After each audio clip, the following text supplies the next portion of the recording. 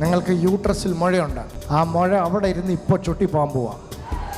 ഭയങ്കര വിടുതല് നിന്റെ വീടിനകത്ത് നടക്കാൻ പോകയാ. വിജയകുമാരി, എന്താ പേരെന്നാ?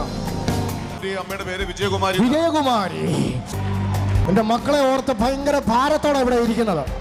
ഒരാൺതലമുറയുടെ മേൽ ഇന്ന് പകലിൽ ഒരു ഭയങ്കര ദൈവമഹത്വം ചലിക്കുന്നെന്ന് ഇവിടെ ഇരുന്ന് പ്രാർത്ഥിച്ചോ. ഒരു സ്പെസിഫിക് ടൈമിനകത്ത് നിങ്ങൾ കുടുംബമായി ഇവിടുത്തെ ആരാധനകൾ വരും.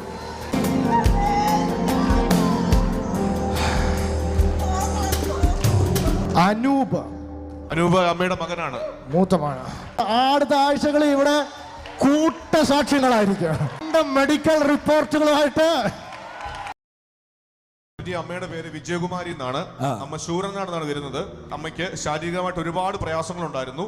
കൈയടിച്ച് പ്രാർത്ഥിക്കാൻ പറ്റത്തില്ലായിരുന്നു. അതുപോലെ തന്നെ തലയ്ക്കകം മുഴുവൻ വേദനയായിരുന്നു. വയറിലും യൂട്രസിലും ഓവറിയിലും മുഴകളുണ്ടായിരുന്നു. അതിന്റെ കൂടെ യൂട്രസിൽ കൂടി ഒരു ദശയും വളരുന്നുണ്ടായിരുന്നു. യൂട്രസും ദശയും മൂത്രസഞ്ചിയും കൂടി ഒരു ജോയിന്റ് ആയിട്ടിരിക്കുമായിരുന്നു. അതുകൊണ്ട് യൂട്രസ് എടുക്കാൻ പറ്റത്തില്ലായിരുന്നു. യൂട്രസ് എടുത്താൽ ഒന്നുകിൽ രക്തസ്രാവം ഉണ്ടാകും, അല്ലെങ്കിൽ മൂത്രസഞ്ചിക്ക് കേടുപറ്റും. അതുകൊണ്ട് നോക്കിയ ഡോക്ടേഴ്സ് എല്ലാവരും പറഞ്ഞു, ഇങ്ങനെയുള്ള കേസുകൾ ഞങ്ങൾ മെഡിക്കൽ കോളേജിലേക്കാണ് റെഫർ ചെയ്യുന്നതെന്ന് പറഞ്ഞു. പക്ഷെ വേറൊരു ഡോക്ടറെ കാണാൻ പറഞ്ഞു. ആ ഡോക്ടറെ കണ്ടപ്പോൾ ഡോക്ടർ പറഞ്ഞു ക്രിട്ടിക്കലാണ്, എന്നാലും 3 മാസം മരുന്ന് കഴിച്ച് നോക്കാം. 2 മാസം മരുന്ന് കഴിച്ചപ്പോൾ ഡോക്ടർ പറഞ്ഞു നമുക്ക് യൂട്രസ് എടുത്ത് കളയാമെന്ന് പറഞ്ഞു. MRI എടുത്തപ്പോൾ യൂട്രസ് എടുക്കാൻ പറ്റാത്ത അവസ്ഥയിലായിരുന്നു.